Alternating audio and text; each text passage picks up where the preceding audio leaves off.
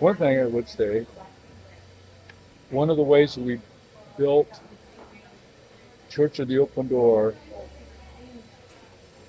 is we had a system of Christian houses, where I'm people going to ask shared. you to start that over in a second. Okay. I want that here. Okay. This is Fancy. uh, Hold on. so. All right, sweetie. Okay. Um, we had a system of Christian houses. The first one was the Soul Inn, and we came to the Zion's Inn in Centerville. Eventually, we had Christian houses from the town of Sonoma, which you probably don't know about, but geographically, all the way down to San Jose, a long ways, about 100 miles. And Greg, when he got saved, he was in one of our houses in San Anselmo, Baraka House. Pastor, the guy who ran Baraka House in San Anselmo was Paul Bryant, Golden Gate Seminary student. Wow. So what happened was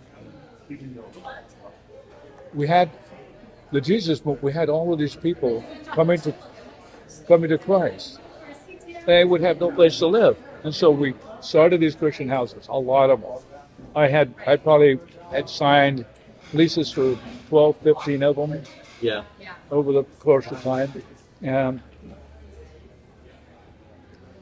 uh, out of those houses, we'd usually have girls' houses and guys' houses, and we'd have paint crews, and we'd have construction crews. You remember?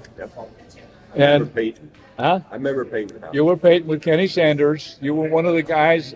Eventually, we had 3 paint crews, and I was so busy I had to go around and make sure you guys had all the equipment and all the stuff.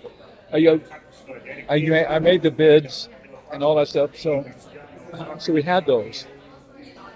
At one of the Christian houses, this is back in 1970. The Jewish guy from New York, very elegant, very elegant. There was a guy, somebody published a newspaper back east, and it had all the addresses of all these Christian houses all over America. I mean, page after newspapers. I mean, there was hundreds of Christian houses in 1970. Can you imagine this? It spread that way, and it wasn't anybody. We all found out we were doing the same thing. How did that happen? Everybody's doing the same type of ministry.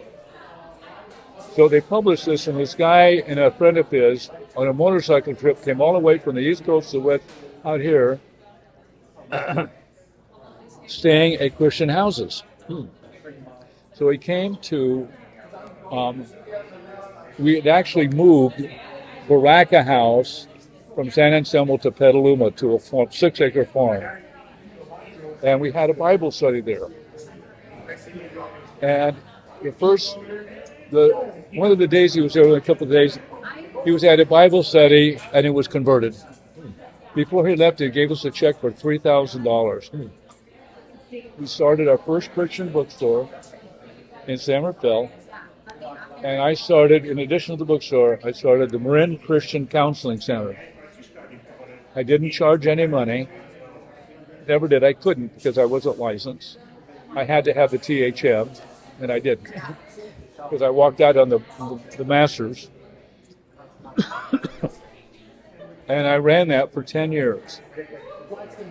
And we had so many people come into the Christian houses in the church, through the counseling center. That's a huge thing today.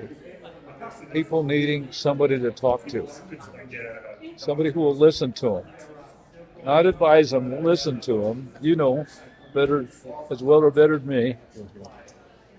And that, I would say, that was a huge ministry, a counseling ministry.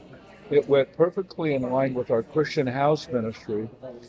We had a corporation, a 501c3, called House Ministries. Once in a while, I still get a letter from some government agency telling me that I owe all kinds of money. Oh no. I just throw them away. I'm not going to contact them. But anyway, That's on the record. so that was House Ministries and the Marin Christian Counseling Center. And so what we did, wherever we would go, we would try to establish not only Christian houses first, but then Christian bookstores. Christian bookstores. If I had it to do all over again, I would have Christian houses, counseling center, and a Christian bookstore where you could walk in and stay as long as you wanted to and drink coffee and tea. And How did you find the properties for the houses? You know, like nowadays you can't just walk up to any old building and say, "Hi, I have no funding. Let me sign all your leases." they were in the Independent Journal, our local newspaper, rentals. There was no internet then, it was just a newspaper, classified section. That's all it was. But and there was a couple more things I was wanting to share with you. It's as you think about what you're doing, and we'll help you with anything you want to do. What we did was we passed out literature on the street. Maybe 1 out of 10 got read, maybe 1 out of 20. So what? Pass out a few hundred a day. Some kind of contact. The way we would hand it out, we went to all of the anti-war rallies. We learned how to hand out literature. Okay, let's say you guys are coming down, and you guys are coming beside me. I hand it out. I want to look at you. I just hand out a sheet. They take it. If you went like this, they wouldn't take it.